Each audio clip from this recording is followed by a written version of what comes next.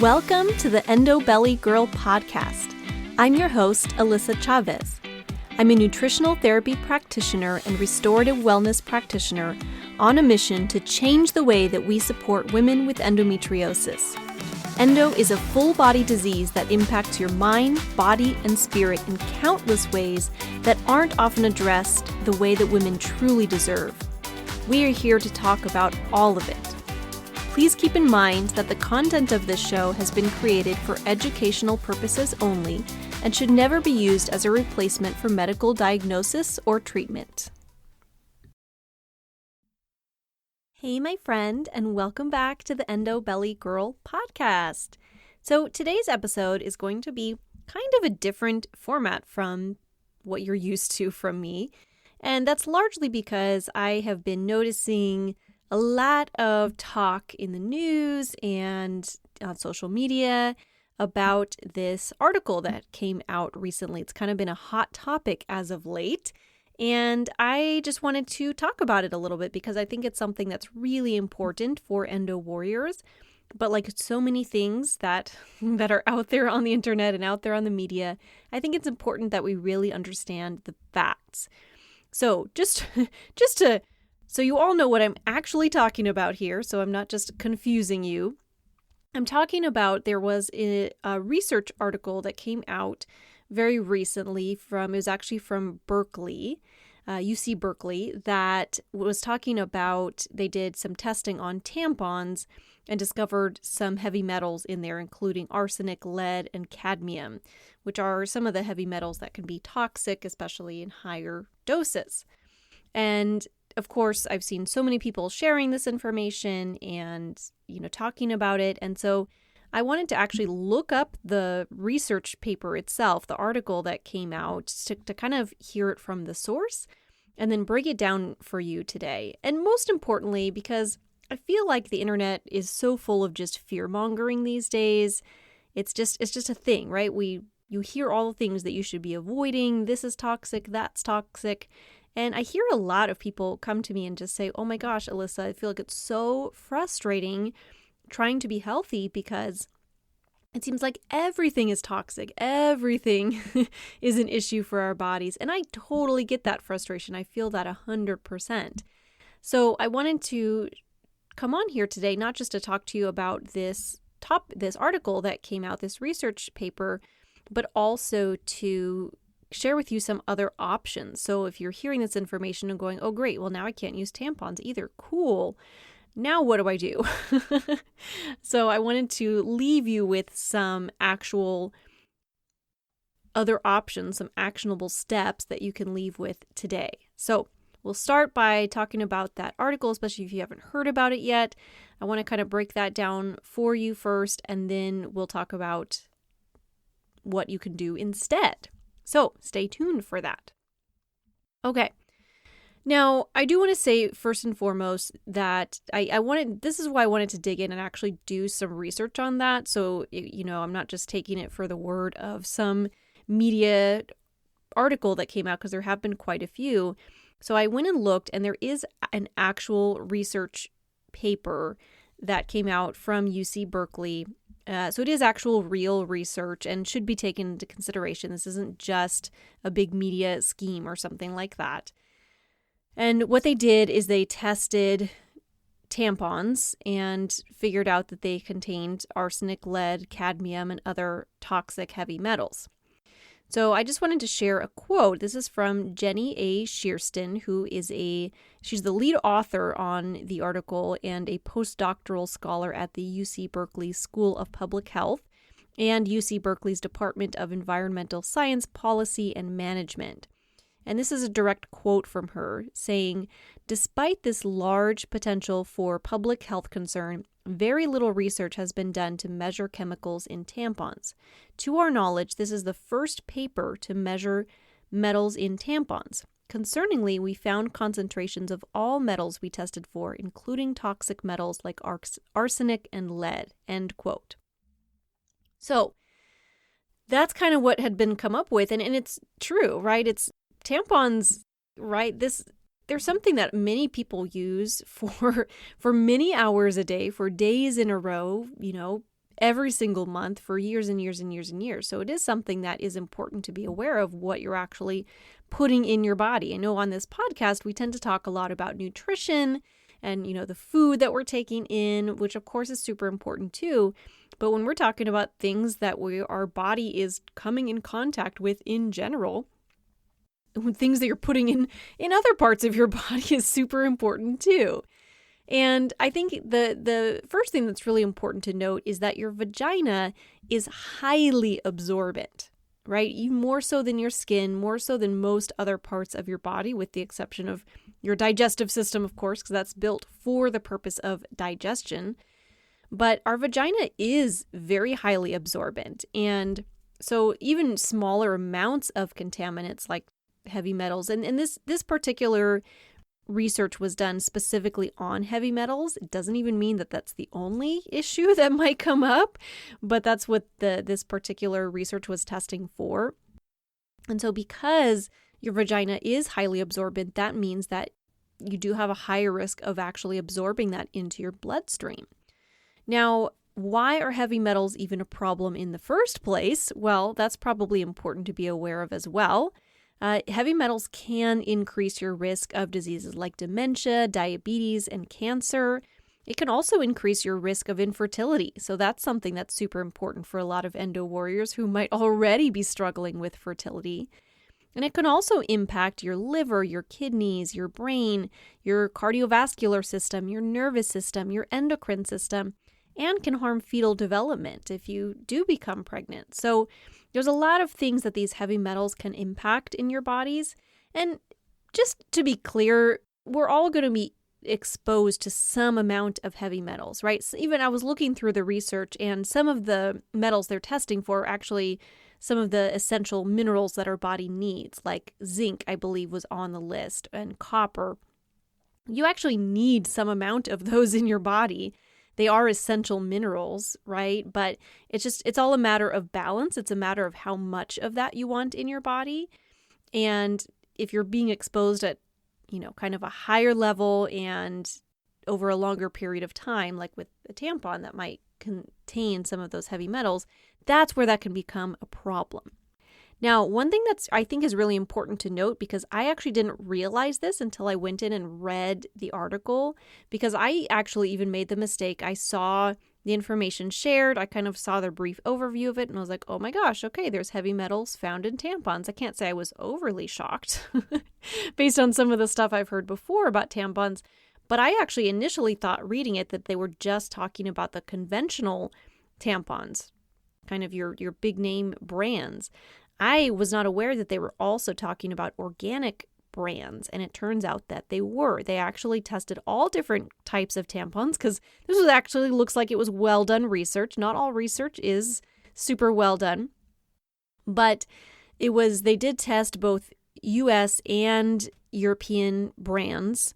They tested name brands, store brands, and they also tested organic and non-organic brands of tampons, and they all contained heavy metals in different concentrations. I know when I looked through the actual research, they were saying that certain tampons were higher in some metals and others were higher in different metals, but they all contained heavy metals in some concentration. And that really took me by surprise, and actually was kind of the catalyst to me creating this podcast episode, because I have for years recommended organic cotton feminine products to those who are looking for a safer alternative, because many women like tampons. They like that it's, can be not as messy. It's a little more discreet than some of the other options, like those giant pads that kind of feel like diapers. I get it. And yeah, it's something that I didn't realize, that the organic products still contain some of the heavy metals. So that was kind of a bummer to see. But again, this is why I wanted to kind of lay out all the facts for you so that you can make the best decisions for your bodies. Now, I am hoping, this is me over here with my fingers crossed, that with this research emerging, more companies will be starting to test their raw materials and hopefully even testing their end products for heavy metals and other contaminants. I know this is something that I learned about. Some of you may have listened a little while back to the episode that I did with Kate Mahoney, who's one of my mentors and colleagues. And she is actually a supplement expert. So she talks a lot about the quality of supplements. And I know this is not specifically related to tampons, but I'm going to tie it back in, I promise. But she talks a lot about you want to look for the companies when it comes to supplements who do things like test the raw materials that they're using for their products and also testing the end product for things like contaminants, toxins, heavy metals, kind of depending on what supplement it is. And the better companies do that, the better job, more thorough job that a company does with that, the better their product is going to be. And so I'm hoping something similar will start to emerge with feminine products, where you'll see the higher quality companies coming in, the companies who are maybe already doing organic products and things that are better for our bodies will hopefully be doing a little bit more testing and trying to reduce the amount of toxins that people might be coming into contact with, because it is super important. And I know that there is a population of us who really care about this stuff and really want to make the best decisions for our bodies. That being said, even though I have my fingers crossed that will begin to evolve and change as this research is finally being done, it's probably not going to happen overnight. We're probably not going to wake up tomorrow and find products on the shelf where they're saying everything is good, they've been tested, they're using better quality materials, they've done end product testing. And honestly, if that did show up on the shelf tomorrow, I think I'd be a little questioning that, because how in the world did they do that fast? Maybe it's possible. I don't know the ins and outs of product testing. I've never actually participated in that part of things, but it just seems like it would be awfully fast to actually make that happen and have those legitimate claims. So hopefully that will come in the meantime. But we have to think of alternatives and what we can do while we're kind of hoping and waiting for that to happen at some point in time. Or hey, maybe one of you listening to this will decide to go out and create an organic tampon brand who will create really good, high quality, do all the heavy metal testing and toxin testing and stuff. If you do, please reach out to me. Let me know. I would love to hear about that so I can share all about your products.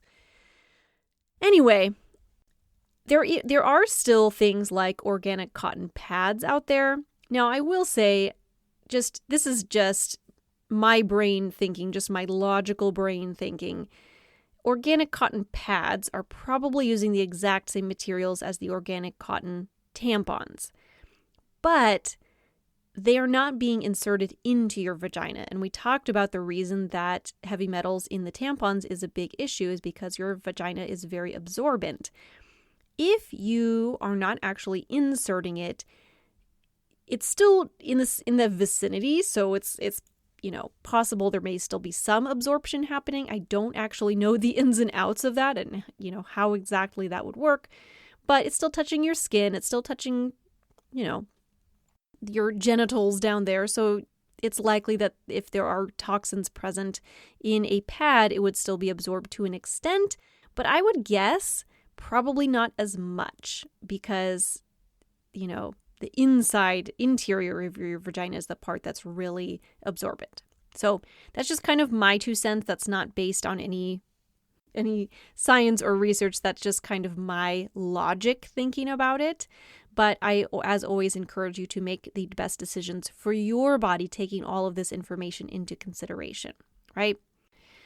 I would still always recommend avoiding the conventional, like the non-organic pads, especially if it's not made of cotton, you don't even know what's in it, right? A lot of them have a lot of plastics and things in them, and definitely anything scented, right? If you are going to be using pads or tampons or any feminine products, definitely avoid anything scented. I know it seems like a good idea because, sometimes you just need a little assistance with with the scents, but any sort of synthetic scent is not going to be good for your hormones. I think that's something that's really important to be aware of, and it's definitely something I have been brewing in my head to do an upcoming podcast episode about in the coming weeks, because I'm really passionate about that. There really is a lot of kind of loopholes when it comes to scented things. And so they can include chemicals in synthetic fragrances and not disclose it on packaging, which is pretty nuts. But it's a loophole with the whole proprietal information thing because they're synthetic scents. They don't want to have to share the formula. It's a whole thing. So always, always, always look for 100% organic cotton for any sort of products that you're buying, right? Conventional products can also contain other chemicals that can disrupt your hormones, right? So just be aware of that, right? Always the 100% organic. I actually wanted to even share a story. So one time, I actually don't really use typical feminine products a whole lot. I'll talk about what I use in a second. That's kind of been my alternative for the past, 5+ years now. But I do use some organic cotton panty liners just for kind of extra protection. But there was one time when I was not at home. I was out down in San Diego area, which for me is about an hour away. And I was out with my husband, and, it was one of those days where I was like, okay, well, I need some feminine products now, and I didn't have anything with me. And so there was a Target nearby. I had my husband just run me to Target and, went in and got what I needed. And I even, specifically looked at Target carries some good quality brands. That's why I thought Target would be a good option. I know that they carry some of the better quality products as far as beauty products and things like that. They have some of the cleaner brands. Doesn't mean everything they carry is cleaner by any means, but you can find some cleaner products there if you look. And so I thought it might be the case for feminine products, and I was in fact able to find some organic cotton products. And so I bought some stuff. I think it was like some pads at the time, and put it in and did my thing, and then all of a sudden I started noticing some burning down there, like burning. All of a sudden, my loins were on fire. Oh my gosh, I can't believe I'm just sharing this story on a podcast, but I am going to anyway for hopes that it will help somebody else in a similar situation. So I was like, what is going on? I'd never experienced this before. I figured it had to be the pad that I was using because I had been perfectly fine before that. So I didn't think it was like an infection or anything else. But I was like, why in the world would that happen? I got organic cotton. I've never had any sort of reaction before. What is going on? Well, I picked it up and I really inspected the box of what I had purchased. And it turned out that it actually, even though it was organic cotton, it was scented. And not heavily so. It wasn't like, because when I opened it up, I couldn't heavily smell it or anything, or else I would have caught that from the get-go. But it had some kind of added something to it. I don't even remember exactly what it was, but I remember looking at the package going, why would they do that? So partly that was my bad too, because I probably didn't say 100% organic cotton. I don't actually remember, and I don't remember what the brand was off the top of my head, but I do know that I took that box and I threw it away and I never used it again because it did not feel great on my body. So anyway, just one more reason that we want to be very careful about the products that we are buying. So one option is using the 100% organic cotton pads that, won't specifically be inserted into your vagina, just knowing that there may still be some heavy metals in there. There may still be some absorption happening, but not as much. Just, again, this is about you making an informed decision for your body, not about me telling you what to do. So I just want to kind of lay out all the options and the facts here as best as we know them today.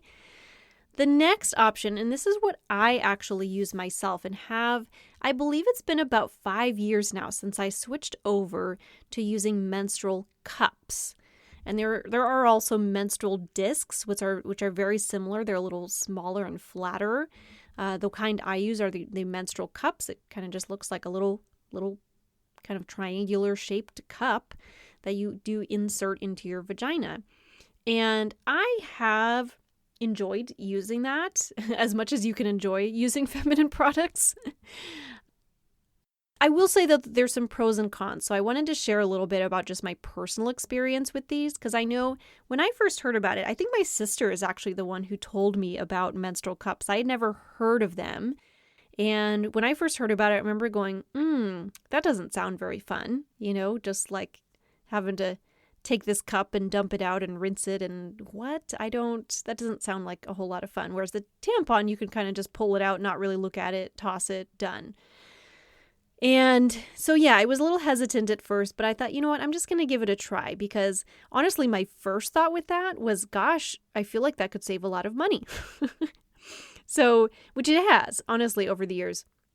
And a lot of waste, for that matter, right? How much waste, how much do we throw away? I would be interested to see the statistics on that, on just even in the United States, how much waste do we fill up just with feminine products each year, since we're replacing those, multiple times a day for several days a month.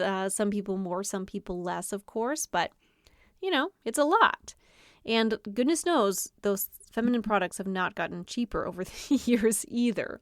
So that was honestly the first thing that enticed me, because I can't remember now. I haven't actually purchased one in a little while. So this may be a little off, and I apologize if it is, but I believe you can still get a menstrual cup for around the $20 mark. I'm sure some are a little more, some are a little less. There's quite a few different brands at this point in time, but they're relatively inexpensive and they're reusable, which again, I know initially might sound like, oh, why would you want to reuse that? But they are made of silicone, which is a material that, at least as of what we know now, seems to be relatively safe for our bodies. And it's fairly easy to clean, right? So it's honestly not as big of a deal as it sounds like. I find them to be fairly comfortable as long as you find the right fit for you. And I'm going to circle back to that in a second, because I do think that that's something that's really important. It may require a little bit of experimentation to find a comfortable fit, which, okay, I do understand that part can maybe get a little bit pricey initially, because it's not like you can return it once you use it. I think at this point have like 2 or 3 that I own, and partly it's just my body has changed a little bit over the years. I feel like I kind of need a little bit more than I used to cover everything. So, our bodies are just all a little bit different. There are different companies that make different sizes and shapes. So I think as long as you have the right fit, it's fairly comfortable. And honestly, I like the fact that it's reusable at this point in time. And I think honestly, it kind of helps you to understand your cycle a little bit better too. I'm a big believer in really knowing what's happening in your body. I talk about that a lot. And I think the more that you understand your periods, the better. I think a lot of us even think, this was the case for me when I first started using a menstrual cup. I looked at it and I go, whoa, that's little. I feel like I'm going to fill that up in about 5 minutes, and I'm going to spend the entire day in the bathroom, like washing that out and starting over again. And what actually happened is that it turned out the actual amount of, menstrual blood, I guess, that was coming out each month was less than I thought, right? And I think that's actually the case for many people. Not everybody, right? There are some people who just do bleed really heavily, and they do, again, make different sizes to help to accommodate for all of that. But yeah, it helped me just to understand like how much I'm actually bleeding. And, even are there a lot of clots in your menstrual blood? Because that's something to be aware of too. That can tell us a little bit about what's going on in your body. What's the color of it? Is it like a bright red? Is it more brown? Is it black? Is it more of a light pink? All of this information that you're getting, which you can see a lot more clearly from a menstrual cup than you can from a pad or a tampon, I think is really important to know. It really tells you a lot about your body. And, it's something that even when I'm working with clients, I'll sometimes ask them questions like that, depending on what other symptoms they have going on, like how heavy are your periods? How much are you actually bleeding? Do you have clots in your periods? Kind of questioning what else is going on in there, because it can give us a lot of information about what's going on with your hormones and other things in your body. So I feel like the menstrual cups kind of help with that. Cons, I will not say that they are the most perfect solution ever. I did mention earlier that I use some organic cotton panty liners. And that is mostly because I do find that the menstrual cups are not always completely leak proof. They do pretty well, again, if you get one that fits you well and, works well with your unique body. They do pretty well. It's not like, oh my gosh, there's no point in even having that in, but it's not perfect. And I do find, especially when I'm moving around more, even when I'm sleeping, because I, kind of move around a little bit when I sleep, that it can maybe shift in there a little bit, and, there can be a little bit of leakage at times. So something to be aware of, although the better fit you have, the better that's going to go. So just something to consider. And coming back to the fit again, I said I was going to circle back to that. I do think that that's a really important piece of it, because I have, as I was kind of experimenting a few years back, I know I had one along the way that just at the time was just kind of too big for me. That's why I was saying my body's changed over the years, because I feel like now it's not. I actually circled back to using that one years later, because, I'm not getting any younger over here. My body's shifting and changing a little bit, and so my needs have changed a little bit. And yeah, there are some considerations though, and I think the first and foremost is the height of your cervix, right? So if you're not super familiar with this, I personally, and I know I'm getting like super personal with all of this stuff today, I'm a big believer in just using the terms as they are. So yes, I'm going to say vagina, I'm going to say cervix. I think it's important to understand this stuff because, hey, this is stuff that not everybody is willing to talk about and comfortable talking about, but things that I think are important to know as a woman. And one of those things is the height of your cervix. I don't know if everybody is aware of that, but not everybody's cervix is the same height. If you're not sure what that means, if you insert your fingers into your vagina, wash your hands first. I always say that. You want to wash your hands before you feel around up in there, because like I said, your vagina is highly absorbent, and if you've got some bacteria and stuff on your hands, that can lead to some infections and things that are a little uncomfortable. So, wash your hands, and actually don't be afraid to get comfortable with your own body, right? Insert your fingers into your vagina, and you'll feel up towards the top. You'll feel kind of, how do I describe this? Oh, the things I'm talking about on today's episode. Goodness. 12-year-old me would have been so embarrassed to know that I'm talking about this stuff on a podcast that like hundreds and hundreds of people listen to. But it's all good. I hope this helps you in some way. But when you stick some fingers up there, you are going to end up feeling your cervix. So that's where basically what you're feeling is the base of your uterus, and you're going to feel that little opening in there. And that's your cervix, right? Which can feel this is something I think it's important to know too, that can very much vary the way that it feels throughout your cycle. Sometimes that cervix will feel kind of softer and more open. Sometimes it will feel harder and more closed, and that depends on where you are in your cycle. Your cervix is going to soften and open a little bit when you are nearing ovulation, because it's preparing for potential pregnancy. And it's going to be closed and tightened when you have finished ovulation and you are heading towards your period, heading into your luteal phase, or if you have gotten pregnant during that cycle, not heading towards your period. So if you're checking the height of your cervix, meaning how far up into your vagina it is, it's important that you are aware where in your cycle you are, because it will change throughout your cycle. When you're closer to ovulation, it can feel a little bit higher up. When you're closer to your period, that position can shift a little bit. So I recommend checking it out closer to your period. I understand if you don't want to do this during your period, get it. maybe a couple days before, or somewhere in that vicinity. So that way you have a good idea. If it's a really shallow space, you might need something smaller. Maybe even one of those menstrual discs could be a good option that are a little flatter. If you have more space in there, if your cervix is higher up, you may need something a little bit, larger, a little bit longer to kind of fill up that space, be able to support you and take care of your needs during your period. There are also different shapes and sizes and all kinds of different things. Some are softer, some and more flexible, some are not. So this all just depends on you and what feels best and what you like best, right? But just know that there are these days a lot more options out there than there used to be.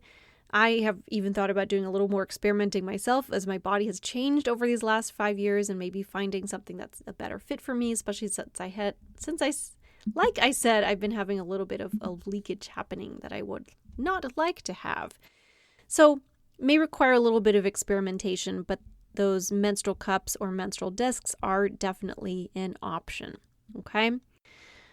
Now, the one thing, I talked about the cervical height, but that's definitely not the only consideration. You'll also definitely want to be thinking about how heavy your flow is, how active you are, how old you are, if you've had kids. These are all things that can, shift and shape how your body works and how your body is shaped. So considerations for when you're picking something like that. Now, yes, you do also want to keep it clean. Definitely important.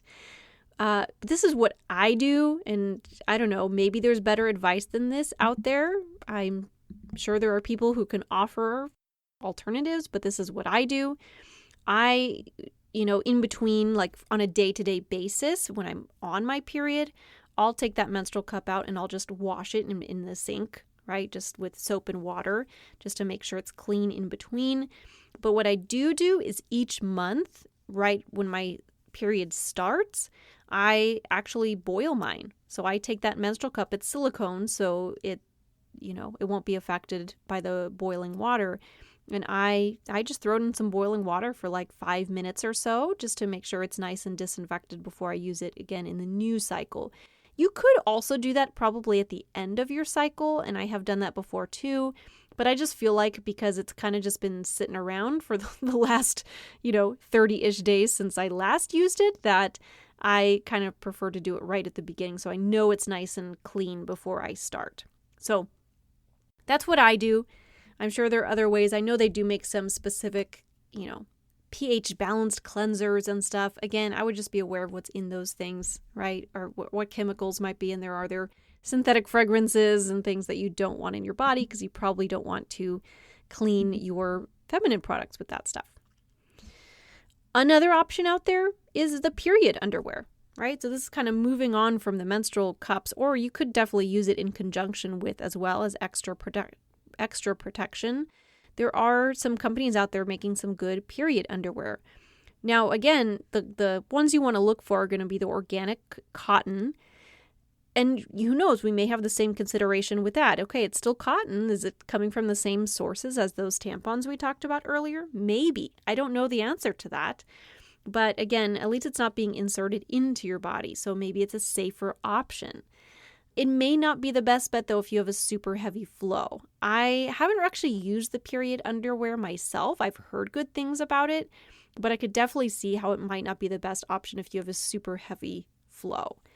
So things to consider, or maybe use some of that stuff in combination, right? Using a menstrual cup or a menstrual disc along with some period underwear and kind of experiment with that and see what works. So those are some of the other options. If you know other options than that, those are kind of the ones that I came up with that I'm aware of. But if you know of other options, I feel like there's always new products and things coming out on the market. If you found something that you like that I didn't talk about, please share with me. I always love to hear new things because it can definitely help me to share that information with more people and, bring that to my clients as well. So yeah, if you know of anything else, please reach out to me on Instagram at EndoBellyGirl, and I would love to hear from you. So cool. All right. So yeah, circling back to the study that we were talking about earlier. So that study on tampons was specifically testing for heavy metals, but in my non-scientific but logical brain, I would guess that there would have to be some heavy metals present in the cotton itself, like the raw material that they're using, just because it was so widespread. So yeah, just another FYI on that. It could affect other cotton products as well. Again, not to freak you out. I'm not saying we need to just avoid cotton altogether. I don't plan to. I don't plan to like go through my closet and throw out everything cotton, because there aren't a ton of really good alternatives. I know just a lot of the clothing material we use is synthetic stuff. I like having something that's natural and, organic. Not that all of my clothing is organic cotton. I wish I had the budget for that, but I do have some things. I do have like some organic cotton underwear and stuff. I plan to continue wearing that. But I think it's just important to have an awareness, have that in the back of your mind as a consideration, right? Especially for things around your genitals, like the tampons, right? Or just a bigger concern because of how absorbent your vagina is. So just make your own decisions, right? Take this information, do with it what you will. And I want to also mention that I think I said this a little bit earlier too, but at the end of the day, we're all going to come in contact with some heavy metals, and that's okay, right? Because heavy metals are also present in water, in food sources. We're going to come in contact with them. We just don't want to have too much in our system. It's when we have that heavy metal toxicity that it can start to lead to problems. And also if our bodies just aren't able to get rid of that stuff, right? To detoxify things like heavy metals. These are all things that I like to work with my clients on this stuff too. Now, if you're not sure, if you're listening to this going, wow, is it possible that I have a lot of heavy metals in my body? How would I even know that? That's a great question, and I wanted to answer that for you today too, because there's different ways of looking at heavy metals, and I'm just going to share the one that I'm most familiar with today, which is a hair trace mineral analysis. So HTMA for short, you may have heard of this before. It's a test where we basically snip off just a small, simple sample of your hair and ship it back to the lab, and it tests your hair for all kinds of different minerals as well as toxins that can come into your body. So it looks at, sodium, potassium, zinc, magnesium. Those are kind of the main minerals that it looks at, but it can also measure some of the other, heavy metals and toxins. Like I know it even looks at things like uranium and I think mercury. I don't have it in front of me, so I don't remember exactly all the things on it, but it can give you a good idea of what's going on in your body, what things might actually be a problem for you. And I really like it. It's a pretty inexpensive test out of all the functional tests that I do, because I work with things like GI map, which is a stool test.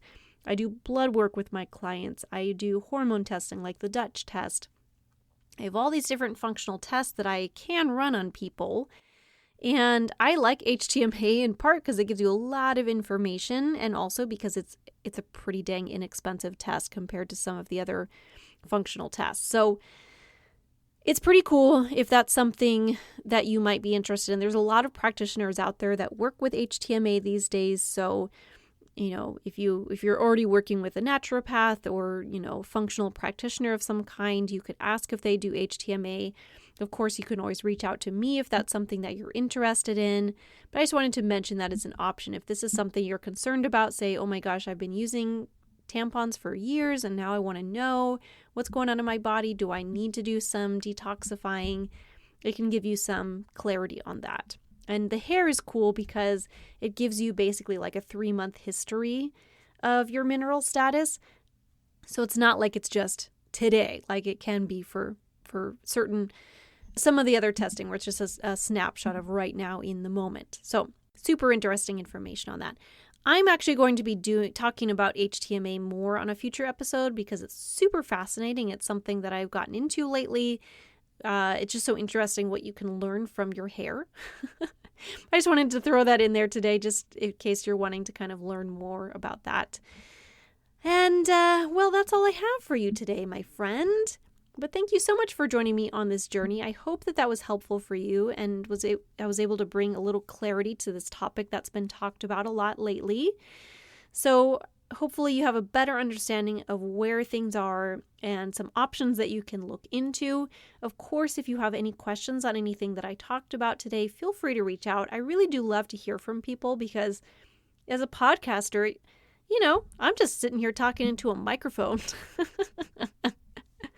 And so it's lovely to actually talk to real human beings and get feedback and hear what questions you have, because it helps me to make better content for the future anyway. So feel free always to find me on Instagram at EndoBellyGirl. You can send me a DM, and I would love to chat and get to know you a little bit.